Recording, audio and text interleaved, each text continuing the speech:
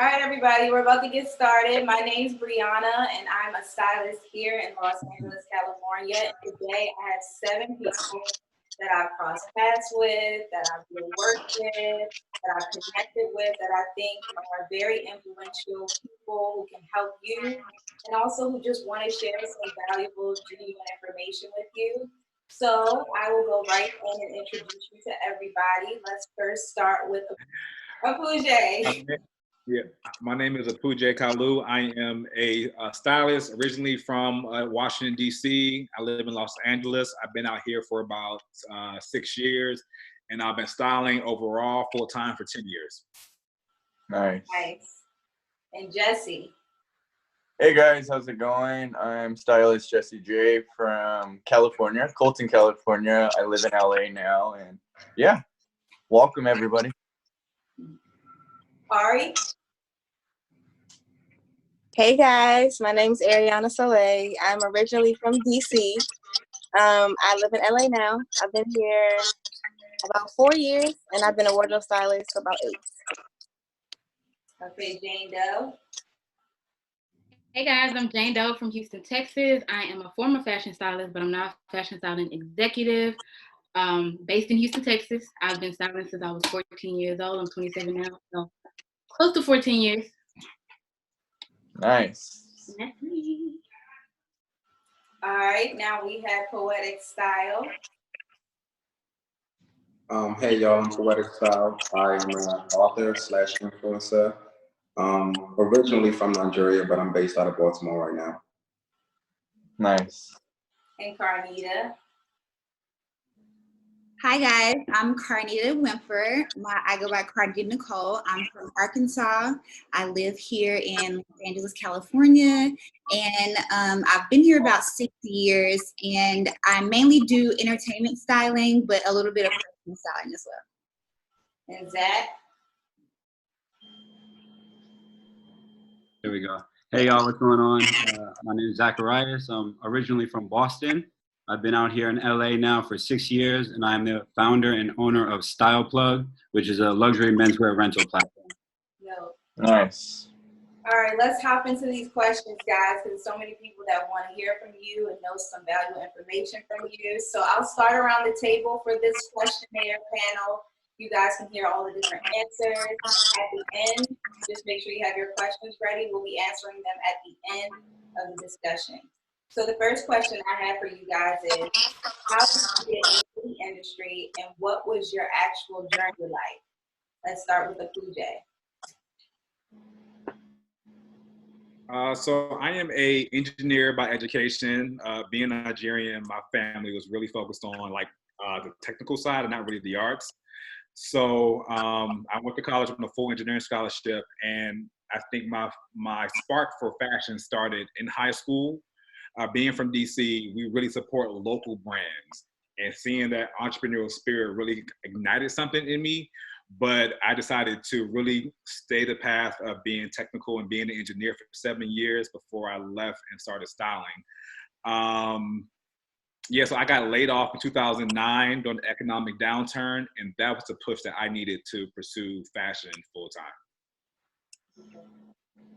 And what do you feel was the pushing point for you to get into the career, I guess, working on some of your own projects? Well, the push, literally, the catalyst was me getting laid off, because that gave me, it gave me the energy and the opportunity, because if it wasn't for that, I probably would have went back and got my MBA. That's what I was working on doing. I also wanted to get into marketing and brand management of luxury goods. So still doing fashion, but from a business perspective. But getting laid off allowed me to kind of sit in my own thoughts and be with myself and understand who I truly was as a person, and to live for myself and not for my parents and not what they wanted to do. And I feel like actually working in corporate America for 7 years, I demonstrated that, okay, I have this degree, I used it, but now it's time for me to live for me. So in 2009 is when I kind of really started traveling on my own and took time, because when I was corporate, I worked. Right. There was no true work-life balance. So I needed that to happen. So I had to find like what was the lemonade from the lemon. And Right. that's what we were able to do. Right. Okay. That's good. I remember feeling the same way. I worked in health insurance for 5 years. And when I came out here, I was still juggling production and doing styling. So definitely understand that. Carnita? Okay, so much like Apuja's story, the crazy thing is my catalyst to starting, even moving out here, was getting laid off from a corporate job, and then moved to LA, pursuing still like the journey or education about wardrobe styling. So I enrolled in the School of Style before I came out here, then came out here. Worked in corporate America so I could pay my bills, right? And then got laid off again, and was kind of like, I just kind of want to do this for myself kind of thing. Like, I felt like I knew more than what, they were allowing me to showcase, especially in like, I was working for Burlington Coat Factory as a buyer. So I was trying to give instruction on social media stuff and trying to give instructions on how stuff should look so it wouldn't be so boring, how to market to millennials and all of this. And they weren't trying to hear all that, So got laid off from that job and just was like, I want to try this so I can say that I did this for myself, so I wouldn't later off regret never trying, but got the opportunity to really just start making content on my own. And then got the opportunity to do a editorial. And then that kind of just catapulted me to other opportunities and meeting people such as you.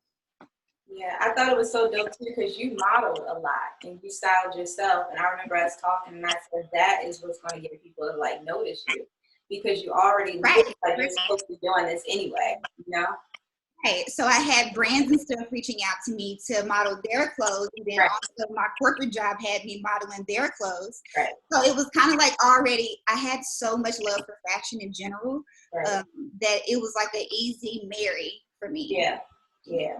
That's dope. All right, Jesse?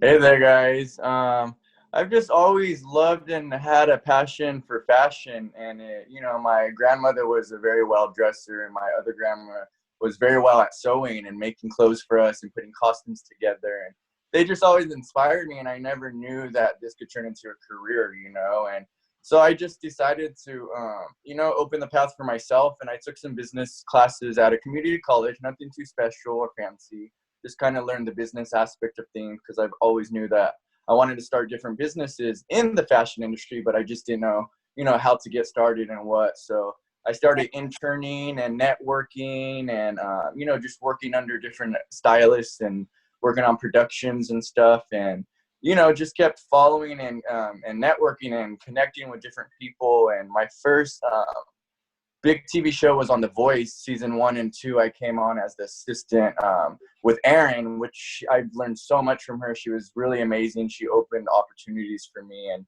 just started kind of connecting. And then, it was a dream to sign with an agency, and finally got to sign with an agency probably like maybe 3 years ago. So that was a good stepping stone. And, I opened my own PR showroom and came out with a clothing line. And, I'm working on a clothing line with Eric Benet right now. We're going to be launching this summer. So kind of just diverse, and I love different mixed up incomes, you know what I mean? And I'm very just like, I like to invest my money back into starting businesses. So I encourage you, once you start making money, that doesn't mean go blow it. That doesn't mean go keep up with so-and-so. Keep up with yourself. Be inspired by people, but never by money or power of any of that. It's more just follow your dreams and making sure you stay humble and remember where you started and just growth and, and feel free to, just fulfill your dreams and goals. So, yeah. Absolutely. That's amazing too, the point that you said about just remembering where you came from, because that's the most important thing, for sure. All right, poetic style. I know that you're not actually. Yeah, definitely. And remember where we all started. Go ahead. I'm sorry, it cut off. Go ahead, Jesse. Oh, no, I was just saying, yeah, and we all none of us could forget where we started, and to give this knowledge to the up-and-coming generation of stylists. And people know there's enough work for all of us, so there should be no territorial, we should all be confident in ourselves and spread the good energy and good vibes and treat people how we want to be treated. It's more than just dressing people. It's more than just fashion. It's a lot to it, so just make sure you guys do that. Absolutely. And then I remember you and I even having conversations just like that. And that's why I was like, I love his energy. Oh, thank you very much. And, very passionate about it. I get it from my mother. All right, poetic style. I know a lot of people follow your style, but they more so listen to your voice and the things that you say. So how did you get started? I got started actually by just being proactive. I always liked two things, well, loved two things. I love playing with words and I love fashion. Like I just like clothes. I love clothes. So I didn't necessarily want to style people, but I just love jiggy stuff. You know what I mean? And I really love playing with words. So after college, I took some years off just trying to find myself and stumbled upon some open mics, and I performed one time, and they just loved it. So I kind of used that to like fuel my passion for fashion, I guess. Yeah. And so I'm like kind of living like both of my dreams. Like I'm playing with words, I'm reaching people with my words, and that also kind of funds my vice with clothes and stuff like that. But yeah, like I feel like I just it was just something I always wanted to do. Just like inspire people. And that's pretty much my story. My story is just about consistency. Like I got here with just like, I feel like no matter what you're doing, if you do it enough times, like if you do it over and over again, like with consistency, the world kind of starts to yield to you. You know what I mean? And it just kind of creates that type of energy, and that's how it happened for me. I was just being proactive and being consistent, and everything just started falling into place. Yeah. All right, Ari.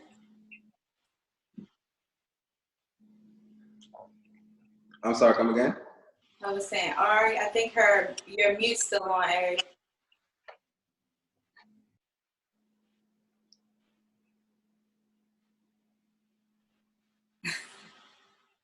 There you go. Hey, girl. Wait.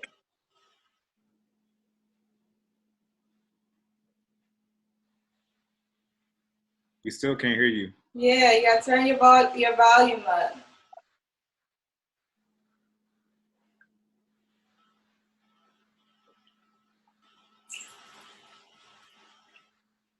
All right, while Ari's getting that, figuring that, you got it? I think she hung up. Okay, let's go to Zach. Zach, let us know. How did you get your footing and start in the styling industry? Well, actually, something like Rent the Runway for men. So how did you start? My story is pretty similar to a few that we heard earlier. I started in a corporate setting. I was doing sales at a job that wasn't fulfilling me at all after college. And I did that for a number of years. And I've always been an entrepreneur, and I've always been into fashion. Fashion has always been at the root of, everything that I've done. And it just took me a long time in my life to really get to the point and realize that I could turn my passion for fashion into a career and into a business, and just finding where it was in the industry that I wanted to make my mark and where I wanted to enter, and where it was going to be for me, not letting somebody else's idea. For me, it took me, I didn't start my company until I was 28. And I had, just recently moved to LA from spending some time in New York. And as I said, working at a company that really wasn't fulfilling me and whatnot. And so I moved out to LA with the idea of knowing that I wanted to start a business and knowing that it was going to be somewhere in fashion.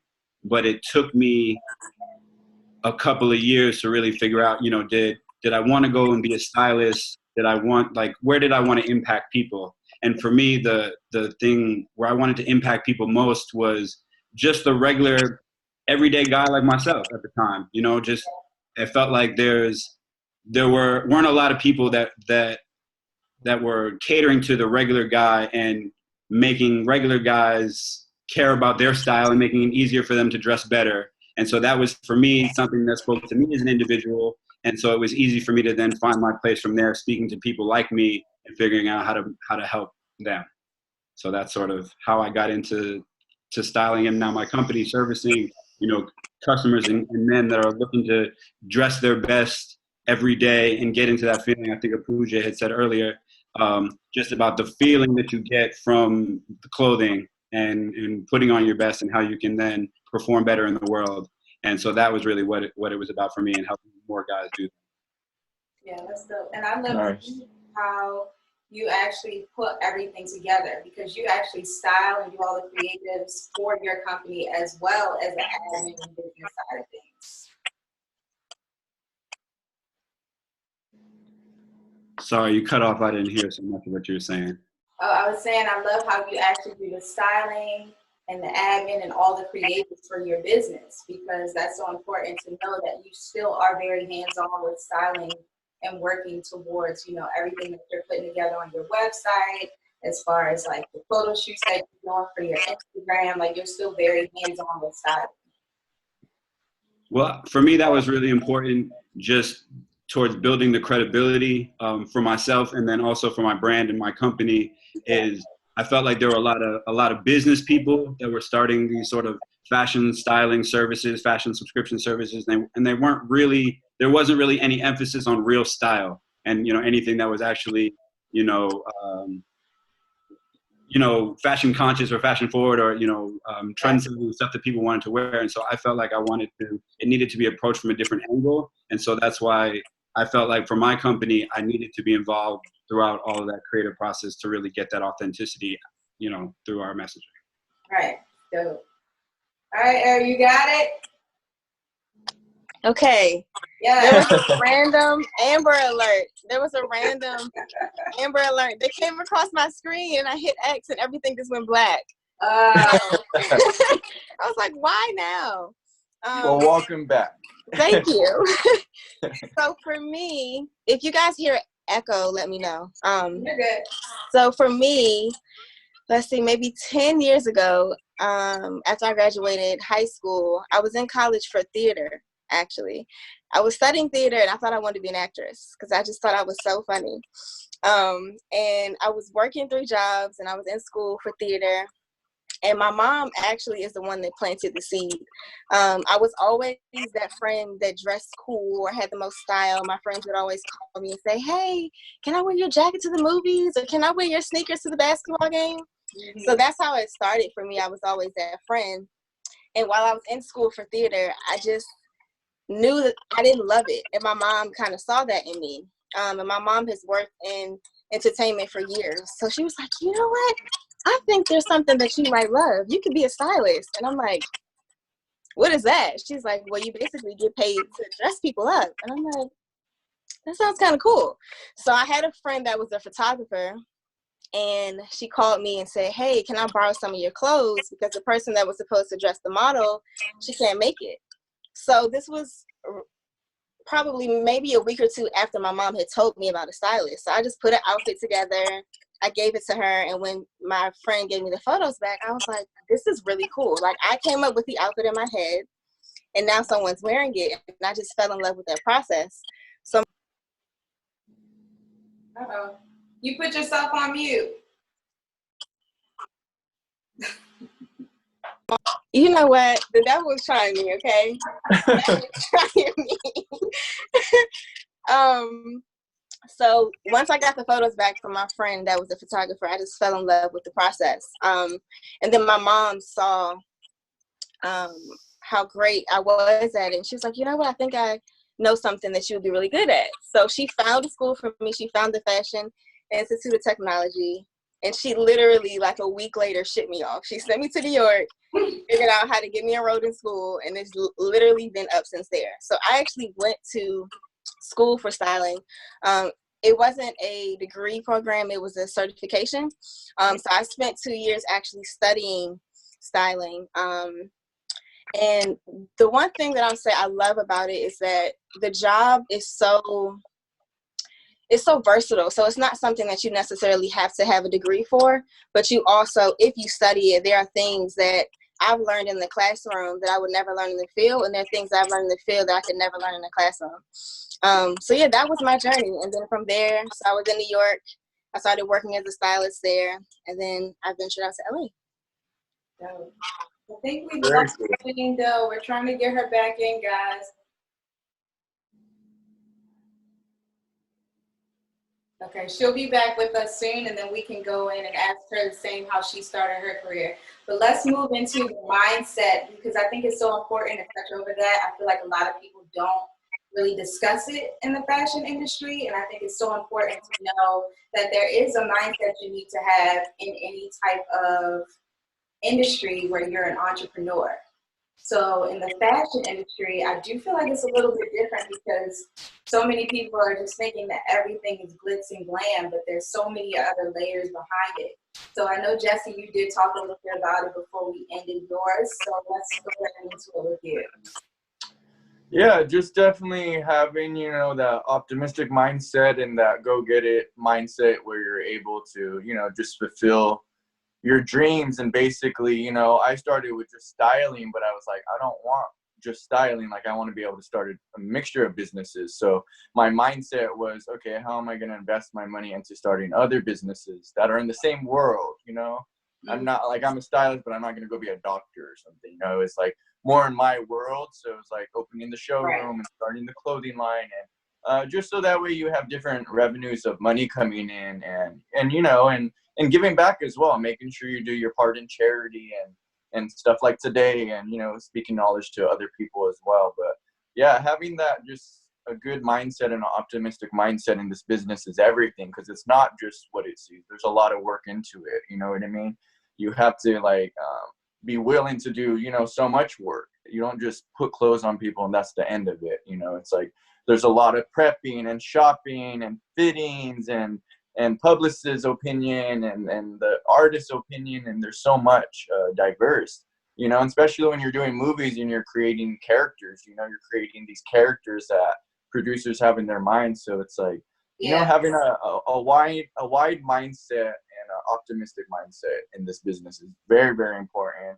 And, you know, sometimes we could get overwhelmed with work or emails with so much stuff, but it's teaching yourself patience and teaching yourself, you know, how to delegate things and making sure you're not overwhelming yourself as well, you know. But yeah, just an optimistic mindset is what I do.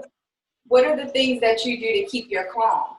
So like, to keep my calm, I'm a very earthy person. I'm a conscious eater. I'm not vegan or vegetarian. I'm just a conscious eater. So I'm very like my fruits, my vegetables, working out, hiking, greenery. I started planting my own garden. I'm starting my own garden. You know, and my my dream house is a mansion tree house. So like I like, you know, balance myself with a lot of hiking and working out and having that optimistic, you know, just like good energy.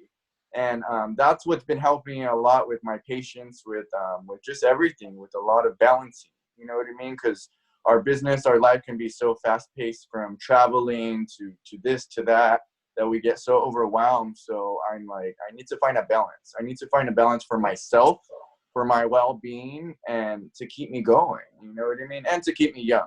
I want to look young forever. So, you know, just making sure of all that and stuff, and, you know, just taking good care of yourself. It's super important to take good care of yourself and stuff. So the balance between that and my career is what keeps me alive and going, and my family and friends, of course. So absolutely. All right, we got Jane Doe back. So I have two questions for you now. So how did you get started? And also, what would you say is the mindset that you need in order to be an entrepreneur in the fashion world? Well, first, I did start when I was 14. So I always wanted to be a fashion designer. And so I used to dress really cool. And then my 9th grade year of high school, this guy from Kansas City was like, hey, I have a concert I'm doing tomorrow in 24 hours. Can you, if I pay you $600, can you send me some outfits back, overnight them? I was like, okay. So I called my sister and I said if she could sign me out of school so we can go to the mall. And I started styling like literally after that, and it became my career. That's how I was able to get my car and all that stuff in high school. So I graduated and I went to Clark Atlanta for college in 2011, and started working with celebrities because I knew August Alsina. So I worked on his first project. I used to write music for celebrities to get me through college, and he introduced me to Roscoe Dash, who was my first celebrity client. This was around the time he did Marvin Gaye and Chardonnay, so he was really big around this time, and I started working with him. I transitioned. I ended up moving to DC when I started doing editorial. I lived probably in every major city, and probably done every type of styling, from commercial styling to editorial, movies, and all that different kind of stuff. But early, I called myself a former fashion stylist turned fashion styling executive, because 2 years ago, I had an injury, and that's where Dear Stylist came from. Okay. So I just became open with it last week. 2018, I had some Apple earbuds in my ear that exploded, and it internally electrocuted me. So I was trapped in the house. So everybody always asks me, like, how did you transition? I didn't have to transition because I've been in the house since 2018. So I was like, okay, I can't fly anymore. I can't go style anymore, because I was used to being in LA here on Monday, and then on Friday I'm in Atlanta. But yeah, so it internally electrocuted me, and it ended up giving me like a form of dementia. I have permanent nerve damage throughout my entire body. A whole bunch of injuries. But I was like, okay, styling is my life. I've been styling since I was 14 years old. How am I going to, what am I going to do? So I was like, okay, I have to go digital. So that's where Dear Stylist came from. Since I had so many years in the industry, I took all of my knowledge and all of the mistakes that I had, and I started writing books, fashion books. So I've written 7 fashion styling books, and I just recently created a planner for fashion stylists at my company, because I'm like, okay, since I can't style, how can I help other stylists? So I call myself an executive because Dear Stylist is a university, so I do courses. I also have a staffing agency. Like I said, I've written books. These series is like a series of 7 that I'm, producing, and then these planners here. So I've created like a showroom for fashion stylists. I have a car service that I'm working on, so stylists won't even have to pull the clothes anymore. It'll come right to them, so you can focus on actually being a creative. So I assist with everything fashion styling from the very beginning, branding and marketing, all the branding and marketing that you see on Dear Stylist, that's all from my marketing company. I help with licensing. A lot of stylists don't have DBAs, LLCs. A lot of them are not doing taxes, so I help with that. I help them pull clothes. I provide them with resources that I'm consistently thinking about. I have a forum, so stylists have a support system where they could talk to each other about photo shoots or whatever the stuff that they're dealing with. And it just goes on and on and on. But that's pretty much, it seemed like it was a bad situation at the time, but Dear Stylist is like the best thing I've ever created in my entire life. That's where I'm at right now. And I'm just super excited to still being able to work and still being able to push through, in this climate. Right, and I know how we actually connected too, because of the book and courses, we both have them. And I think it's just a great way to be able to give back to people, because there are so many, aspiring stylists that don't have the resources or knowledge to even start, or even know where to begin as far as research. So it's a great platform to have, for sure. Now, also, what would you say is the mindset shift that you needed in order to move forward? Okay. So I actually just made a post about this on Instagram. I had to get the biggest chip off of my shoulder. I felt like since I started so many careers, there's a lot of like celebrities and celebrity brands, and I started their companies and I catapulted them forward, and they kind of left me behind, and I was resentful. I also wouldn't share my story. I'm one that don't engage much. Like I said, this injury, it kind of made me a little socially awkward. So it's not often that I would talk to people anymore. So a lot of the time people are telling me, you need to share your story. You need to share your story. You need to talk more. You need to be, just engage with people. And that's something I really had to do in order to shift my career, because I'm worried about like who's not supporting me. I'm looking at the glass half empty when there's so many other people that supported me, that buy my books, that share my work, that do so many other things. I had to look at that to know that there's purpose in what I'm doing. And I wasn't going to find it looking for supporting people that I was trying to find validation from. So I really had to get the chip off my shoulder and be consistent. I would let other people, what they thought about my crazy ideas. Like Dear Stylist was a crazy ass idea at some point. Like, how are you going to do this? And I managed to do it. So I had to get all the naysayers and all the negativity from out of my space and just be confident and consistent and not worry about anything negative. And it's been a tremendous help, not only for me spiritually and personally in my personal life, but also my work life as well. Amazing. Love it. Very well said. Yes. Love. So Pooja, what would you say? What is the mindset shift that you needed in order to continue your career as a stylist, and then how do you keep yours in? I think the mindset you should have as an entrepreneur in the fashion space is that bring the same level of energy and rigor you bring to an unpaid job as you do to a paid job. And I say that in any interview because I think sometimes or oftentimes people think, well, I'm not being paid for this job, so I'm not going to put that same, not going to give it 100%. Right. But you never know who you're going to meet on set. Like I've gotten so many jobs in fashion through referrals. It could have been a hairstylist, a makeup artist, a nail tech, a photographer, and assistant. So if they see what you bring to an unpaid job, imagine what you would do where there is an actual budget. So I think if you approach everything is like it's a reflection of you and a reflection of your brand, I think that will serve you well as an entrepreneur. And what have I been doing to kind of maintain my zen? I've been baking a lot. Baking has been a way that I can still feel close to my friends and be communal.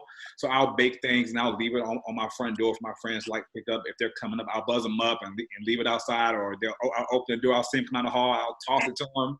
So baking from scratch is something that I've never done before. Like I enjoy cooking, but baking was something that intimidated me. So over the past like 8-9 weeks, I've baked like 4 or 5 cakes from scratch, cookies, brownies, different casseroles. And it's been good to have a break from fashion because for me, right up until the pandemic, it was award season. So I was super, super busy between the different award shows and clients that had other things going on as well, different press runs. So it was a welcome relief for me to kind of take my mind off of that. And baking has become very peaceful for me. So what's your favorite thing that you've baked so far? The favorite thing, I think it was a layered banana cake with a brown butter cream cheese frosting. Yeah. It was amazing. I've gotten so many requests for that cake again, and also a strawberry cake as well, made with all like natural strawberries, no artificial flavors. So that's been my solace during quarantine, has been baking.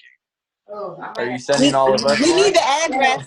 Listen, next time I make something, pull up. Y'all can pull up. I'm like, hint. I like sweets. You like sweets. All right, let's go to Aries. What's yours? What is the mindset that you feel you need and what keeps you zen? So I would say overall it must be something that you're truly passionate about, because that is what is going to be the fuel to your fire. Is really what's going to keep you going, especially when you're in a space where you're discouraged, or you might get offered a job where the rate isn't right and you can't pay your rent, or the passion is what's going to keep you there. Because when you're in a space where something isn't adding up and you're like, well, if the money was different, then I'd be here. If your passion is really, really there, that is what is going to keep you fueled. I also would say, don't let a discouraging situation knock you out, because I know a lot of times we go through things as stylists or just entrepreneurs, period. Like there's no book, there's no handbook, and there isn't really steps. Sometimes we're just kind of trying to figure it out. And there have been situations I'm sure we all have faced that could have taken us out. So we just have to consistently remind ourselves that whatever this test that is coming up, we're going to learn from it, and it's just going to, make us better people. And then for me, something that I really had to get over was numbers and analytics. So I might post something and it gets 7 likes, and I'm like, but this was my best piece of work. Y'all playing with me. So I had to learn that it's my work, I like it, I should post it because you never know who's going to see a page and who it's going to resonate with. But may not resonate with current followers to represent you. Yes, for sure. So it's like, don't think because you post something and it has 7 likes or whatever that it's not valuable or that it's not a great piece of work. Because there are, to be completely honest, there are people that are in these rooms that have 200 followers and they are billionaires, or they might be Jay-Z's assistant, or like, you literally never know who's watching. And numbers and analytics don't always show the true value of a person. Right. So that, and then I wrote down one more thing. Oh, so for me, what keeps me going a lot of times when I feel discouraged, I would say my followers and my supporters. Sometimes I literally have to go back on my Instagram, or I might have to read an email where someone was giving a testimony, or they were telling me how great my work was or how nice my outfit was, because that is just confirmation that I'm walking in my purpose. Because when I'm in the house or I'm like feeling down, I'm like, you suck, you aren't good enough, you aren't talented, or whatever flows through our brain. I literally will hop on Instagram and I'm like, yes, they're pumping me back up. Like, no, I really am this person. Because it can get real, y'all. It can get real. Poetic style, what would you say is yours? What's the mindset shift to keep you going, writing your books and staying fly? And what's your zen? I think the mindset, and I think this applies to just being an entrepreneur, period, is being an entrepreneur is like a gift and a curse, right? Working for yourself. The great thing about it is that you can get up and go when you feel like it, but that's also the curse. Like, if you want to wake up today and not do shit, you can do that, but it directly affects your brand. So I think the mindset is just training yourself that, look, what I put in today is going to be what I get back. Also, losing your sense of entitlement to the people that you know. I always try to tell people, like, with my brand, I don't necessarily look for my friends to be the ones to support or buy into it. You know what I mean? Like, I want to make a product or a service that's so good that people who don't know me want that because they see how valuable it is. And I think that's the mindset you have to have. Like, I'm not catering to my friends. I'm catering to people who are going to appreciate this and be attracted to it on their own without any pressure of feeling obligated to support me. And my zen, to be honest, it's just R&B. R&B music just puts me in my space. My favorite thing to do these days is just take a drive in the nighttime, listening to some good R&B. What's your playlist? Come again? What's your playlist? What's my playlist? First of all, my playlist is fire. Okay. Right? Nah, I got some Ed Sheeran on my playlist. Some Old Joe, some Avant, Leona Lewis. You know, I got a dope playlist. You know, I can get you that, but it's gonna cost you. You need to start dropping them then. It might cost you a little, it might cost you a lot, but it's gonna cost you. But yeah. All right, cool. Zach, what's yours? What's the mindset, and then also what keeps your zen? As far as mindset is concerned, I was going to say you have to fall in love with the process. Everybody's been talking so far about all of, like, it's not the glitz and the glamour, like it's not what it's cracked up to be all the time. And, like, that's when you're really tested on whether you really want to do this and how much it means to you and how much you believe in what your mission and your goal and what you're working towards.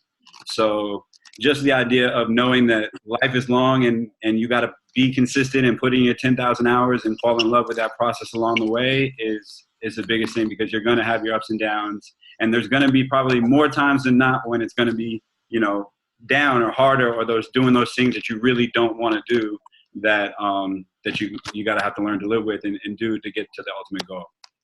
So that's what I would say. My mindset as an entrepreneur is always just reminding myself that I'm in love with the process and continuing to stay in love with the process all the time. And then my zen lately has been meditation. That was for this year. I also recently just came over an injury, and so meditation has been a big piece of my life this year in 2020, and sometimes twice a day, but definitely starting every day with meditation and getting my mind right before anything else. Because as a business owner, there's a million things in your mind all the time. You're in charge of so many different things and have to make so many different decisions, especially quick decisions. And so when I wake up, before my mind starts going too crazy, I try to get right first so that I can set the tone for the day. Yeah, that's a good one. That's definitely what I do. So every morning before I get up, I meditate, pray, and then I journal for at least 20, 30 minutes. And then if I can't get like a workout in or something, I'll stretch. But I definitely think having your mindset right before you even start the day is so important, for sure. Hey, Carnita. So the mindset that I think you have to have, or one of the mindsets I think you have to have going into working in this industry as a wardrobe stylist, is you can't judge yourself based off of other people's success. Mm-hmm. Like, it's very easy to be hard on yourself when you're watching other people's successes, because of course everybody posts their successes and not so much their failures and things they did wrong or things they wish they did better or stuff like that, you know. So, you know, be kind to yourself, you know, when you feel that way in those moments, because like he said, you know, it's a process. You have to trust the process. Like, your time is coming, or your time is now. And the reason why you don't know your time is now, because you're too busy watching somebody else's and their success, and you haven't been able to focus on yourself, you know. Like, you have to get up every day and want to go to work for yourself. Like, if you don't want to have a 9-to-5, if you don't want to work for somebody else, you have to do the same thing. Like, how everyone else is being forced to, you know, be in the house right now. Most stylists work from home, you know. Yeah. So, excuse me, I don't have coronavirus. But you have to be willing to get up and work for yourself every day, you know, like waking up in the morning, checking emails, sending out, you know, information to your clients, like to showrooms, to, you know, whatever it is, whatever you do on the daily that you would do at a 9-to-5, when you get there, clock in for yourself and do the same thing. Right. What else did I write? Oh, you have to be your own hype man too, you know. You literally do. Like, sometimes, you know, you have to, like she said, go back and look at a post and be like, oh, okay, you know, like so-and-so reposted that. Remember that, sis, you know, or BET got my back, like whatever, you know, whatever it may be, you know, or go back and look at some of the work that you did a couple years ago and congratulate yourself on the progress, you know, just whatever that may be. Like, you have to hype yourself up, because it's going to be times when, you know, you're like, dang, ain't nobody called me this week, or, you know, I haven't had a new client in, you know, a month or so, or whatever, you know, like there's times when things slow down or whatever. You just have to persevere and put on that positive hat and, you know, get ready for it every day. Just to piggyback really quick, somebody just put something into perspective for me about 2 months ago. Sometimes I get caught up in being so busy that I forget to post what I've done. Like, I've tried to get better with doing it in my story, but I was talking to a friend and I was like, something when I did the Grammys last year. And he was like, you did the Grammys last year? I didn't know. And I was like, yeah, I did Grammys. I did BET Awards. I did all this stuff. He was like, yo, I had no idea. He was like, you need to put all of that in your highlights, not only for people that visit your page, but for yourself.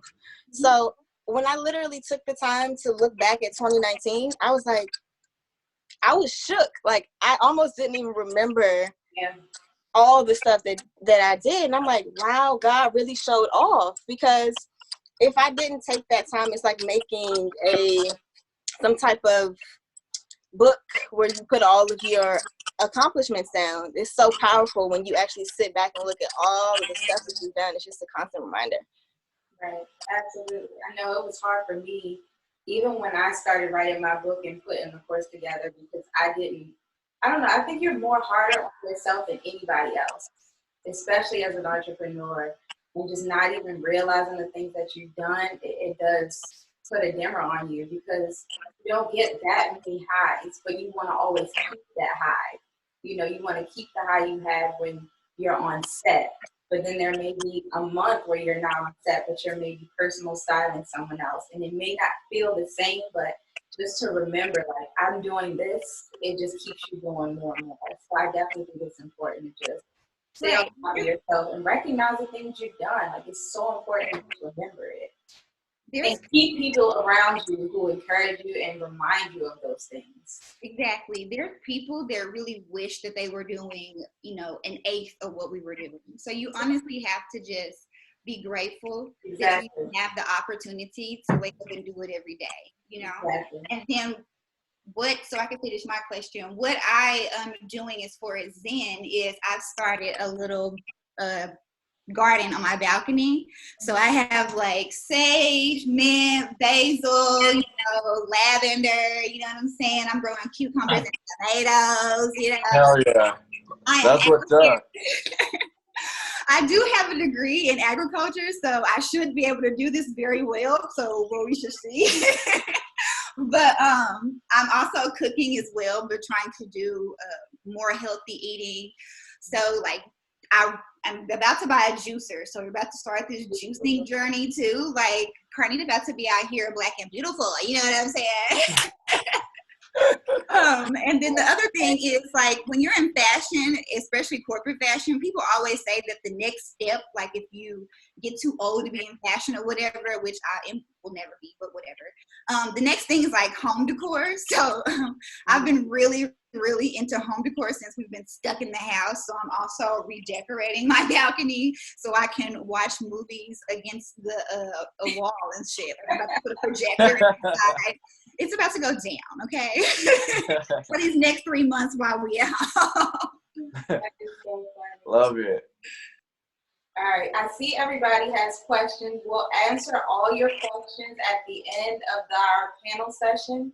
I just want you to know that we do see you, but in the meantime, please let us know where you are, your name, your Instagram handle, because we want to be able to keep in touch with you after this.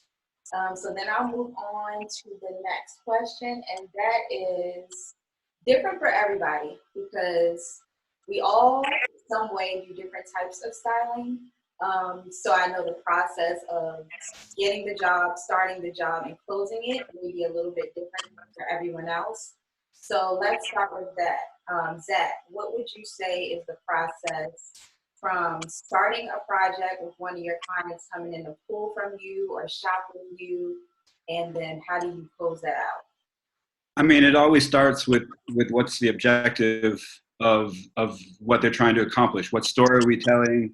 What mood are we trying to set? You know, what's the ultimate goal? And then from there, it's once that's laid out with either whether it's through, you know, a storyboard or, you know, a treatment or something from that capacity, if it's for obviously a video or an event or something like that. Or if it's just for somebody that's just going on a trip for the weekend and needs to get a couple of different outfits for a few different occasions. And then presenting various options, you know, a few different things for each, a few options for each need, I would say. And then for me, the most important thing on the close is just making sure that once the client tries everything on, that they're wearing stuff that really speaks to them, that they love. I would never want to let somebody walk out the door with something that they didn't, as soon as they put it on, have, you know, get that feeling that just, you know, that undeniable feeling of just like, oh, this is me, I'm untouchable, you know, like unstoppable type of confidence that comes from that. Because I think ultimately that's the end goal for any outfit that you put on, is you want to look your best and represent you and feel your best at the same time. Right. All right, Jane Dell, what would you say yours is? I always start with the consultation. I'm one of those people that have to be around whatever client that I decide to take on, so I can feel their energy, so I can know what their vision is, what they expect from me, and, you know, pretty much how he said, what's the objective? Where are we going with this? So I start with the consultation just so, you know, we feel each other out to see if it's a good fit, and if it's a good fit, we pretty much move on, and it's closed after the consultation. Yeah. And let me just say, I'm mad that all of y'all took these water bottles back, and I'm hiding my martini. So I'm up here hiding it. Don't worry. Cheers. Cheers. Cheers. Yeah, that's pretty much. It's a little earlier where we are on the West Coast. You're 2 hours later in the day. So Clock. it's happy hour where you are. You have an excuse. Don't worry about it. Okay. But yeah, I just start with the consultation. We talk about it. If I'm not willing to accept the project, we talk about that too. I don't take every project that comes on my table. I've learned not to do that. And I've also learned not to take any money just because it's money. Right. I always just want to take a project just to get me by, and it will put me more backwards than I thought it would take me. So that's something I do. I just try to fill it out. I'm a big energy person. I'm a huge empath. So me filling it out, I get to see what red flags, because with fashion styling, not only is it a luxury service, it's also something that's very personal. So you'll be going to people's houses and people's closets. If you do closet cleaning, you just want to make sure that you're putting yourself in a position where, you're safe, you agree with it, and, that's pretty much it. That sounds good. All right, Jesse. Hey, so the process always depends on, what it is. Is it a music video, a red carpet? Is it a press tour? It all really depends, but it like they said, it starts with a mood board, a vision board, kind of from the team, from the client's team. And then of course they have to go, for some of us, through our agency. They'll go through my agency and then kind of connect us and give us like the budgeting, the mood board, what they're looking for, how many looks, so it really depends on the job. But I would say like movies are fun because putting the characters together and the looks and everything, and you're creating basically a character from scratch, because it's really cool. And the pooling, the shopping, there's a lot to it, definitely a lot to it. The process is definitely long, but yeah, so that's kind of a little bit. Yep. Yeah. All right, poetic style. I know yours is a little bit different. What would you say is the process to start a book and finish it? Because you have so many now. Okay, so my process was kind of like unorthodox. Like I didn't go into it trying to write a book. With my first 2 books, I was just writing to be consistent and build up, I guess, a fan base and anticipation. To be honest, while I was writing, I didn't know what I wanted to do with all that stuff. And then one day I just looked up and I had so much material for like 2 books, and I was like, you know what? Maybe I should just publish this and see if people like buy it. And so I put out my first book, and that did numbers, and I still had enough left over for my second. But now I have 5 books out, and usually my process is I try to adopt the same process that I had with my first book, even though it happened, by accident. Like basically just writing the best pages or passages or relatable substance that I can. And then when I feel like I have enough pages for a book, then that's my book. Like I don't go into it saying, okay, I'm trying to write a book, because I feel like if I do that, then I might have some filler pages in there. And I don't really want, I don't want fillers. I don't want pages that don't hit true to like my readers. You know what I mean? So yeah, so like it's like I'm just writing pieces, and then when I feel like I have enough for a book, then that's a book. Okay, Nice. so Bouger, what would you say? Because you do a lot of red carpets. I think it. So if I'm talking about let's say for a premiere, I'm doing market editing first. My team is doing market editing, and we're trying to figure out what was shown on the runways and how can we translate that with my client and their fashion idea or their fashion point of view. And then I'm reaching out to the particular brands to see if that sample is available. And then I'm reaching out to all the brands that I want to fit the aesthetic of the carpet that we're trying to do. Then I'm scheduling a fitting, then alterations, dressing the client for the red carpet, doing returns, ensuring that everything goes back to the proper showroom. And then after that, getting the clothes back and returning it to the particular showroom that I pulled from. That's for a red carpet. Okay. Ari? So mine is kind of a mixture of Jane, Pooja, and I think Jesse. So for me, the first step is always a consultation, because I love to know whether this is personal shopping, whether this is something for a carpet or a music video. I like to know, is this something where you have an idea of the style aesthetic? Like, do you have an idea of what you want to look like? Are you hiring me for my eye? Am I just going to have fun and you're just going to trust me? I mean, they trust me obviously because they're hiring me, but is this more my eye, or do you just not have the time or the resources to find the products? So I like to start there, and then I like to find out what kind of person are you? Are you someone that's bold and eclectic? Are you someone that's more simple and clean? Because that also helps me approach the client a different way. Because if you're someone that's loud, I know exactly where I'm going. I know exactly what I'm pulling. But if you're someone that's safe, then you aren't as risky. And then from there, of course, mood boards are always important. Treatments are always important. And then at the end, once we go through the process, I love to get a review. I want to know how it made you feel. How are my services? Will you ever hire me again? How can I grow? How can I evolve? Because I think that's what's most important, because I feel like sometimes we're moving so fast and we're used to operating a certain way. Sometimes when you add those little pieces of review in, you can just only prepare yourself to be a better stylist. Right. Love it. Absolutely. Anita?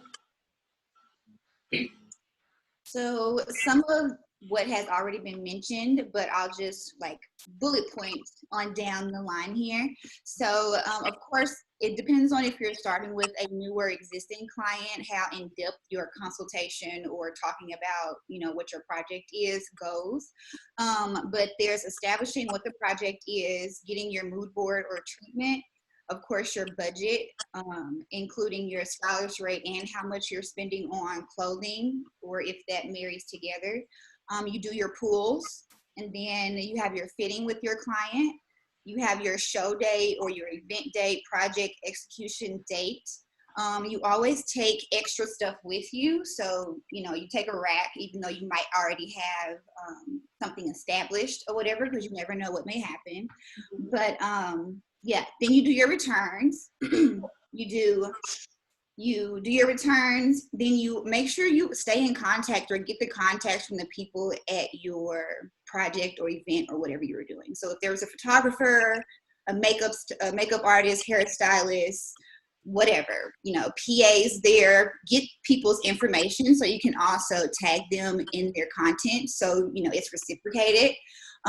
But then follow up with those people, you know, if and when necessary, just to say, hey, you know, like if you need any help with something in the future, or, you know, based on a conversation that we had while on set, you know, this is coming up, you know, like stay in contact and work with people in that ways. You know, good karma breeds good karma, you know, like people want to work with people with good energy. So if you do that, you know, that should be a part of your entire, you know, process for your projects. Love it. Well said. Very well said. So guys, we have a lot of questions coming in, so I'm not going to go through all the questions that we have.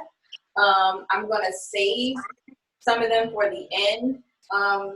They were pretty much just asking questions about life during quarantine and how people can get in touch. So right now, I'm just going to go in and ask, because we actually have like 16 questions right now. So I just want to make sure we get some of these answered. I know one of the questions that I was going to ask everyone is, what's the biggest question that's been in your DMs lately? So it might actually be on here. So let's start with the first one. This is from Tasha. She said, do you think going to school for fashion is a must to be a stylist? I'll jump in and say, I didn't go to school. I would say no. I think someone mentioned earlier, I think it was Carnita that said there are things about it that are beneficial. And I think Ari may have said that too.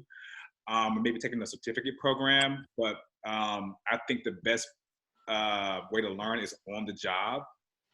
And sometimes you may learn trial by fire, but I can teach you the business side of styling, but I can't teach you how to be creative. And I feel like certain things are just innate and are in you and are intrinsic, and you're able to use fashion as that vehicle to express that.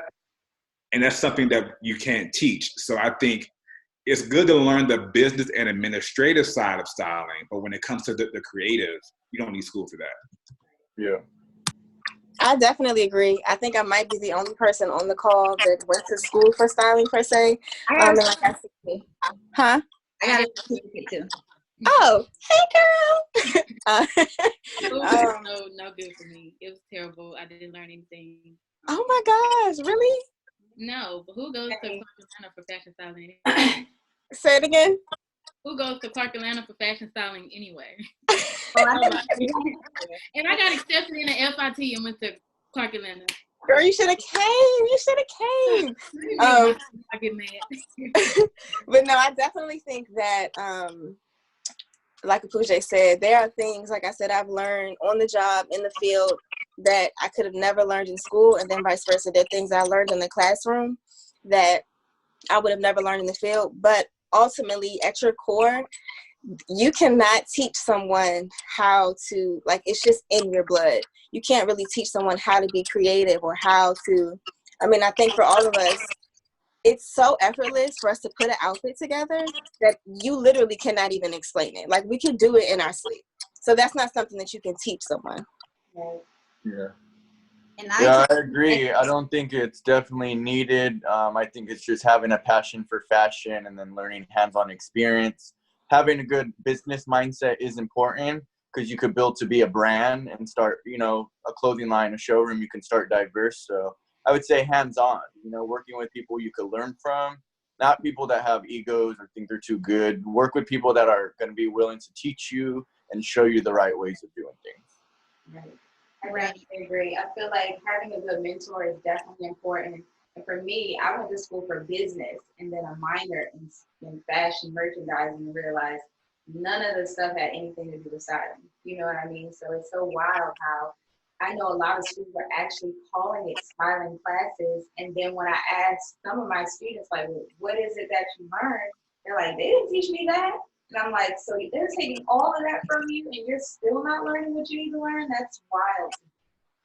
So yeah, I definitely think business is so important as far as knowing how to go into any business. And the creative side, I think we're all creative in our own realm. It's just about knowing how to apply it. So, all right, let's see what the next question is. Okay, this was also one to be one of the questions for you guys. How are you still being creative and doing work during this pandemic? Well, let me tell y'all, I have been on TikTok making all kinds of styling videos. Okay. I'm no dancer, but I have been doing like 5 ways to style a blazer, how to dress for Easter. I wanted to do the Met Gala, but I have been just going in, y'all, on TikTok. It's so fun. It's so fun. So yeah, I've been doing that. And I, to be completely honest, have been trying to just keep my brain filled with, things that are trending and like doing more research and lots more studying because it's quiet time for us. So just trying to expand and just continue to grow. Yeah. Yeah. Same for me, just definitely turning off the news and not feeding into all that's being fed to us and just keeping an optimistic mindset and keeping myself busy in nature and, keeping safe and, of course, not going around like too many people, kind of sticking to myself, or I'll go, go visit my parents and stuff. So, but keeping myself busy and optimistic and just making sure that, I'm good on my own and happy and stuff. So, yeah. Yeah. A lot of us probably have started to move to virtual styling or some type of virtual platform. That's something that I've started to do is virtual styling. And instead of focusing on, of course, mostly the entertainment industry, I've opened it up to, being reasonably priced for people to try out wardrobe styling. So it's honestly been beneficial, and the extra income for me as far as moving my brand to doing more virtual work. Very cool. Oh, I was gonna say for me, I've been teaching myself how to like market with business Facebook, and it's been actually very dope, and it's definitely been helping my brand like a lot as far as like customers and new followers, which are potential customers. And I definitely think it's something that everyone should look into because it definitely helps. Yeah, I've been doing a little bit of that too. I might call you and ask you how you're doing on yours. Yeah. I started a mask line. I made a website. I do custom, all of that kind of stuff. Oh, that's dope. So it's also like teaching a lot too, but my creative space has definitely still been business for me. Yeah, like running ads definitely works. Like it works. Like I'm still learning it, but it's been working. So that's good. And let's see what another question is. Okay, before you go on, I want to talk. Go ahead. I keep on muting and muting it. So as I was telling y'all earlier, I didn't really have to transition much because I've been in the house. But since the virus kind of went down, it actually catapulted my business. So I've had to go out and hire 2 people because it's like an overwhelming rise in business. Because now, since I'm already digital, people are looking for digital products. People are looking for tangibles. People are looking for things to get them by. And that's what kind of birthed the planner for me was like, okay, since everybody's at home, how can I create a shift movement so we all can kind of move this way together? So it's been really good for business. I hate to say it like that, but it's been really good for me. No, that's a blessing. That's a great thing. It has been. I've been working every single day. It feels good to work. You kind of feel guilty a little bit, but it still feels good to be able to work efficiently in this climate. Anybody else? I have 2 things I could share about that.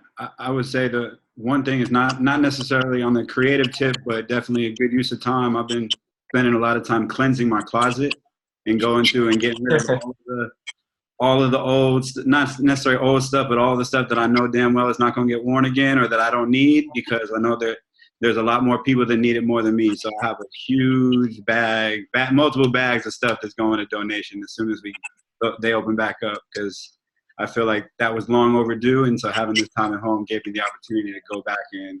And even now having that mindset of more minimalist and really thinking how I'm going to approach my lifestyle moving forward and really having a decision where before I might have kept certain things where now I'm like, I'm over it. Let's move on to the post-pandemic new wardrobe type stuff.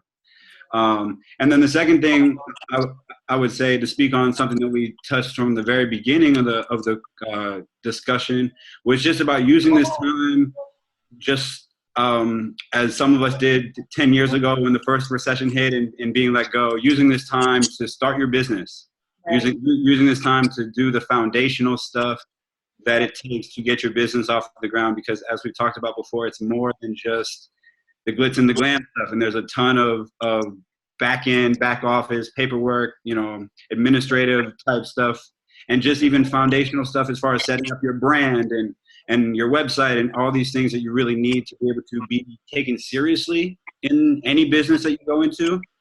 So we have a lot of time to do that now. So I urge everybody to do that. And just because we're home doesn't mean that, as other people had said earlier, like still getting up like you're going to work, still taking advantage of this time and having the discipline to, set yourself on those schedules and not get kind of distracted by the everybody's at home doing nothing kind of mentality that's going on out there. That's it. All right, we got a couple people that are actually asking some of the same questions. So let's do one of them. This is a good one. What's the best way to get your name and brand out to the world with little to no followers?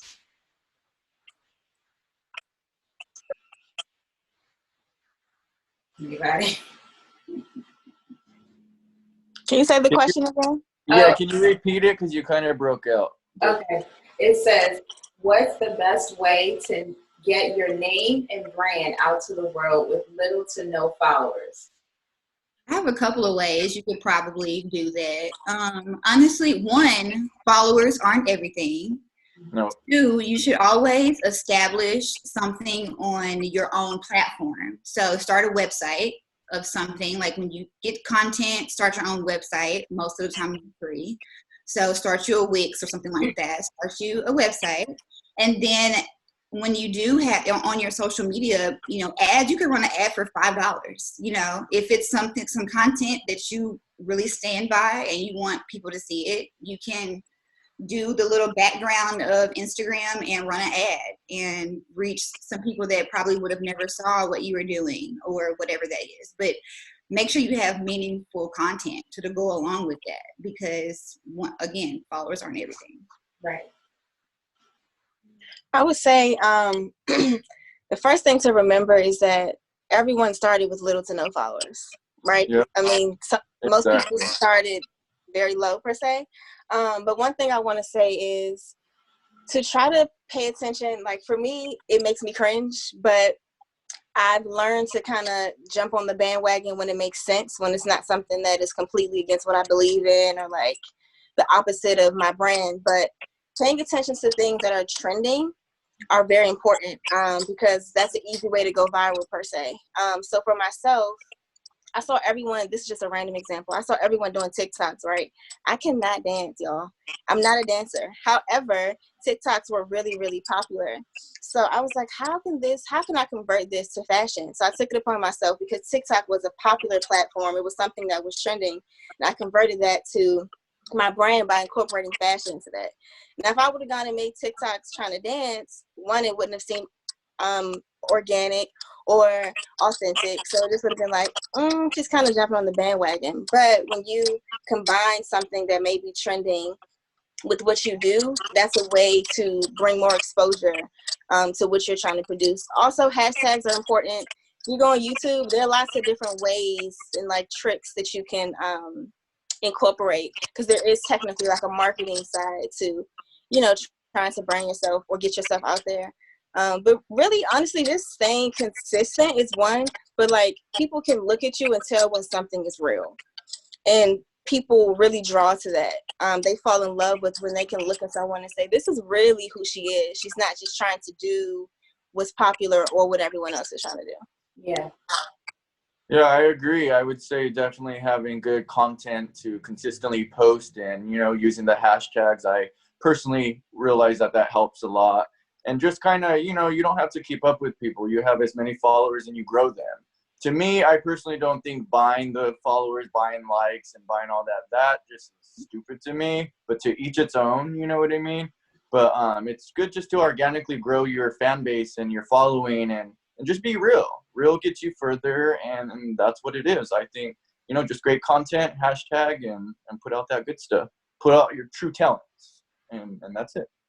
Right. Engagement is more important than how many followers you have. Right. Because if you have 200 followers and you can get 400 likes on your photo, then, or if you have 10,000 followers and you're getting 37 likes, like something's wrong. So that's big followers. Right.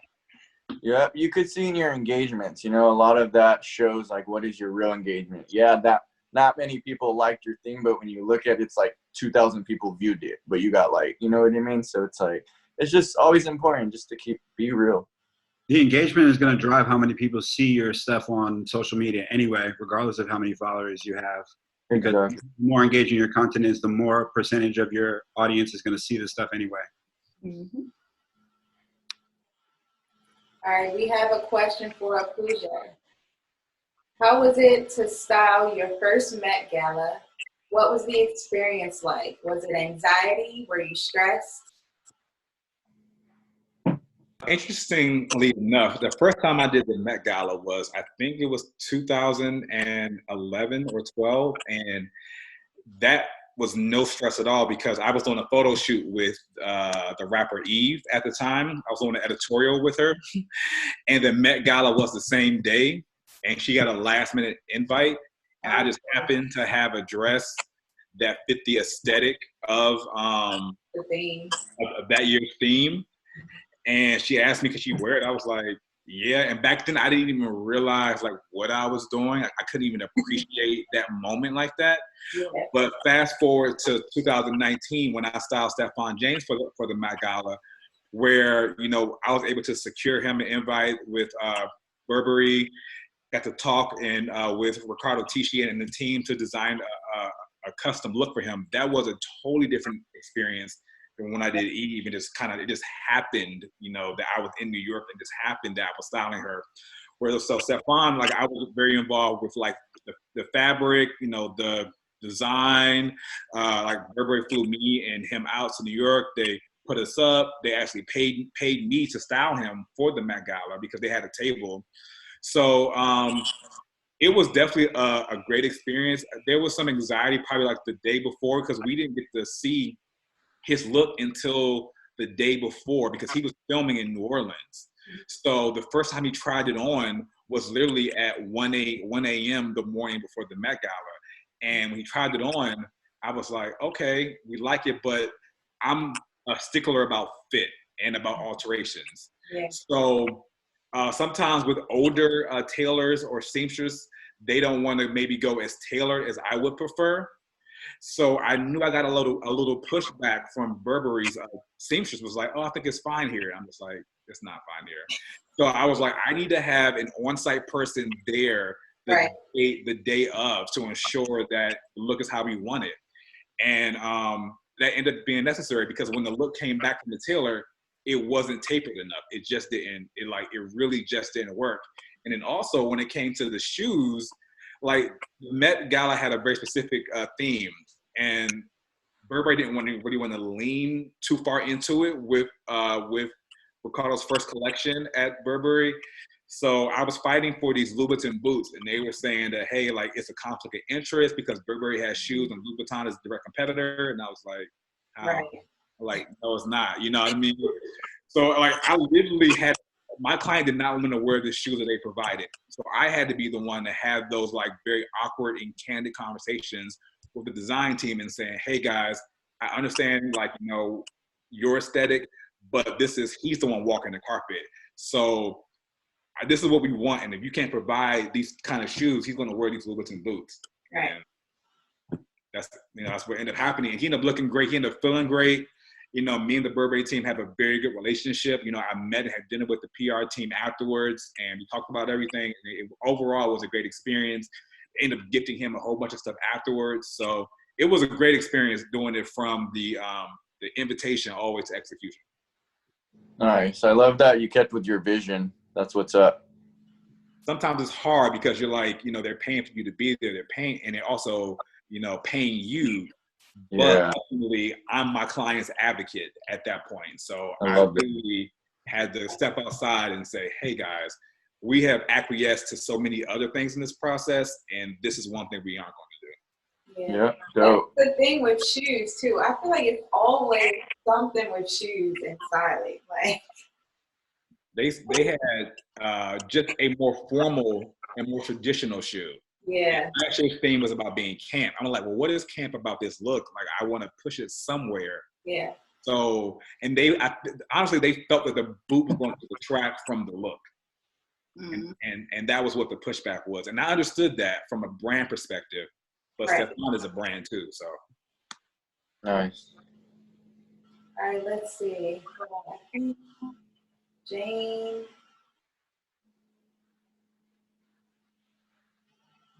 Her camera is off. It's like I keep clicking the start video button and it's just bring me back up. Oh, I'm not sure. Let's see. Okay, the next question we have is about rates. That's a big one I get all the time. And it's all different. So I guess each person break down why you created your rate for your specific niche. If you can do that, I mean, I know it's different. So I even have in my book, it's like an average of what it would be per thing, because I've done commercials, movies, short films, editorial, personal. So every rate is different. And I think a lot of people don't realize that celebrity is different. When you're doing red carpet, you could be going through PR. So everything's different. I guess how, in your best way, would you answer that for someone who has no idea what that even means?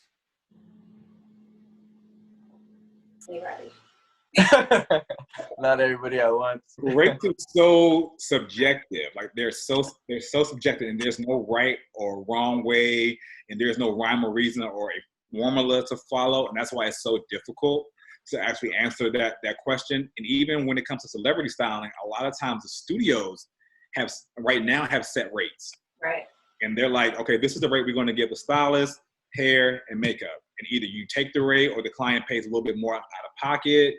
So I think where you have a little more leeway is when it comes to the musicians and the labels, where you can kind of set day rates. That's where I found the most success when it comes to establishing a precedence with a rate, a day rate. But like even when it comes to like Jesse, like the union has rates as well. So it really just depends on the industry, the type of styling or costuming that you're doing. And I spoke earlier in a live that I did, and I said that when I first started off, I would do things based on the look. Like, I'm doing 2 looks, so I'm going to charge you this rate for 2 looks. But then I had to look at it as look at the job from its totality, because I'm not just doing 2 looks. I'm doing maybe 2 to 4 days worth of work. So I need to be paid for that. So I know I still haven't given you a number, but you just need to be able to ensure that, you know, your rate is commensurate with the work that you're doing. Yeah. Exactly. And it helps with, you know, our agency or union repping kind of figuring out budgets and stuff. Like, hey, this is what they have. They need you for 10 days. You get 5 prep days, 5 set days, and then 3 wrap days. You know, they kind of help us break it down a little bit, because it's tough, because I love what I do and I have a passion for it. So sometimes I will still take on a job even though they're not meeting what I want, but I just love the project that I'm like, you know what, I'm going to take this one. So it's good to have somebody kind of rep and figure out budgeting before you say yes or no to things. See, for me, when I tell people about rates, I do it more from a business standpoint. Yes, it has to do with, you know, the different types of styling there is, but I go backwards. So I determine how much I want to bring in that year. And then I break it down by month, then break it down by how many projects I need to do, and then I can create my package rate. So that could be, say, personal styling. I know I need to do this amount of personal styling jobs in order to hit this number to reach this goal by the month or the year. So I kind of break it down. And I even have spreadsheets. So I do go by like analytical, like, you know, deep kind of route with it. But I do know, like, working in production is definitely different. Yes, they tell you what the rate is sometimes, so there's nothing you can really do. But then there are some where you can determine your own rate. So it's very broad when it comes to rates for styling. Yeah, very. I agree. I kind of agree with everyone. I would say most of the time, there's kind of a set number for glam, which is hair, makeup, and wardrobe. And then, like Jesse said, sometimes there are instances where we might take the job because we love the project, and then sometimes really good things come out of that. And then for personal shopping, I personally have personal shopping packages where your clothing budget and my shopping rate is all in one. So you just pay a flat rate. And then there are some personal shoppers that charge by the hour. But for me, it works out for me to do a flat rate because of my resources. So there are certain people or certain companies that I use that I can go to very quickly to resource what this person needs, as opposed to me having to drive around for 4 days trying to find a patent leather miniskirt. When I know that I have like a list of people that I can call very quickly to get that patent leather skirt.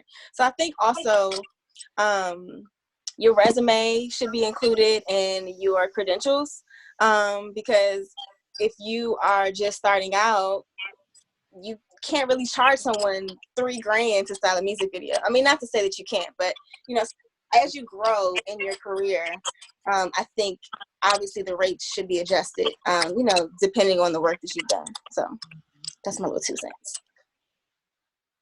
I agree. And sometimes even having like, since I have like a rental showroom, people think that that's included in the rate. It's like, oh, you own a showroom. Can't you just pull from your showroom? I'm like, That's another business, sorry. So it's like always good to make sure they have a communication when they're hiring me, like, no, my showroom don't come with my services, you know? So you always got to discuss just the budgeting and work with people's budgets. You know, if you really want to work with the person and stuff, be a little more open, you know, but make sure you set your grounds as well. Yeah. Yeah, same. I have a showroom also, and I actually just got someone sent me an email about doing a music video in like 2 weeks, and they said, okay, this is the budget, and I told them that you guys have the option to pull from my showroom, or you can also hire me. So it's like, it's two different services. It's not like you just pay us this and then we just show up with all these clothes, but it's like, no. This is something totally different. Yeah. Jane Doe, I know we can't see you, but did you have anything you wanted to say about rates? Yes, I actually used or have used all of these processes before. Like they said, it's a case-by-case sort of thing because stylists are pretty well versed. They can do tons of different styling, and they all have different pricing tiers and protocols. Mm-hmm. So some personal stylists may charge an hourly rate, while an editorial stylist may be getting paid on net 30, a net 60. They might be getting paid a flat rate or their day fee. It really just depends on what the project is. So once I figure out what that project is, it's easier for me to either formulate a price or accept or decline whatever budget is presented to me. Yeah.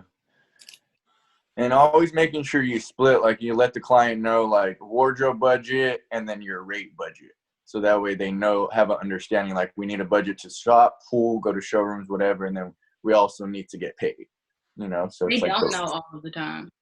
No, they don't. They're like, oh, here's this. And then you get clothes and everything and you do a fitting and you go return everything and you do this. I'm like, no.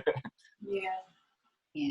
All right, I was going to say, I think a good rule of thumb for someone first starting out is to just consider your days of work, pulling whatever that consists of, and then travel. So you always have to consider that if you're driving around to go pick up stuff for people or do whatever, consider your gas, you know. And parking. And parking for LA, or gas and parking, because you could easily spend $100, you know, doing that, trying to, you know, prep for a project or do whatever. And then if you don't include that in what you're asking for, right, then you're losing money, you know, like you're not profiting based off of that, you know. So. That's great that you just said that, because somebody actually had a question, and it says, when it comes to shopping and all those types of things, who pays for it? They pay for everything. Yeah, make sure that it's in their account, on their credit card. You're pulling with their account through whatever department store you're going to. Make sure everything is through their account. You know, I've had a situation where I was nice enough to put it on my account, lots of money, and I got screwed over. So that will never happen again. So you got to make sure you look out for yourself and make sure the cards are coming from them, the accounts are coming from. Never put your personal stuff down unless you fully trust, but I wouldn't, but you know, to each its own. Keep all receipts. That's what I always say. Keep all receipts. We actually have a question for you, Jesse. What is the beginning process of starting a showroom? The beginning process of starting a showroom. So it honestly organically happened. As stylists, like everybody know, we gain so much stuff from styling, from working on a show or with clients. We end up like, production's like, oh, we don't want this clothes. What, can you take it to Goodwill or something? I'm like, okay, sure, you know. And so you create a kit. You end up with a kit of racks of clothes just from working over the years of different jobs. And so I got an office space and I was like, okay, I'll just keep my kit here. And then stylist friends started hitting me up and was like, hey, can I come check out your kit? And I'm like, sure, like, okay. And then like word started getting around and people started saying, oh, you know, Jesse has a showroom/kit that you could go look at.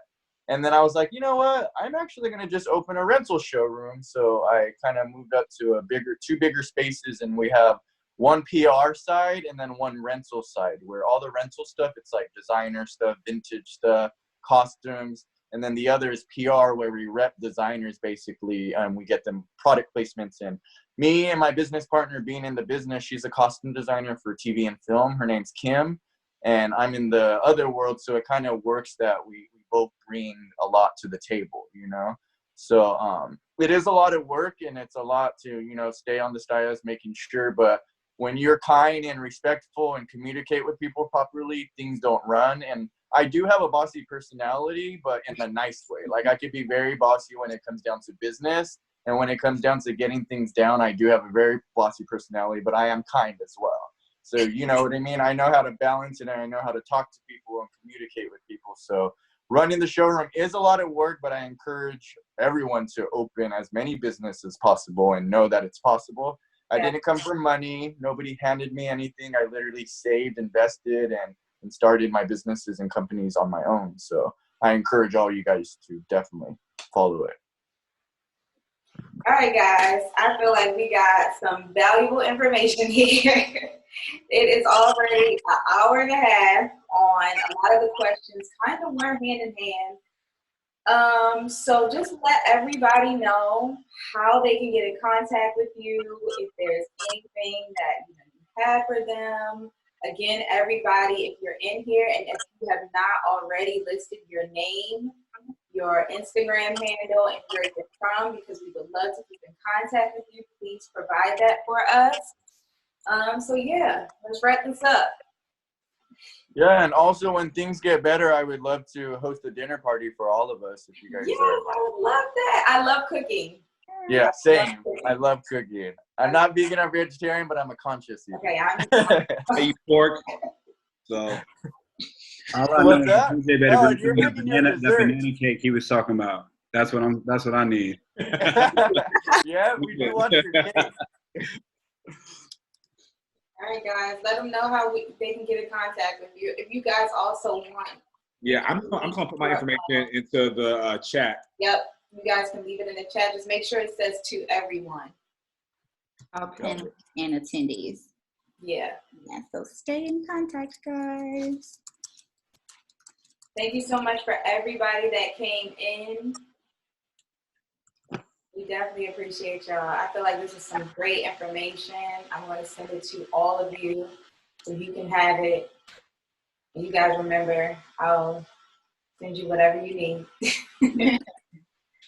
Thank you guys for having me. Thank you, everybody. Bye, guys. Take care. Bye. Bye. Thank you so much, guys. Thank you. We need some like going out music. Right. I wish I was muted when I was in my DJ.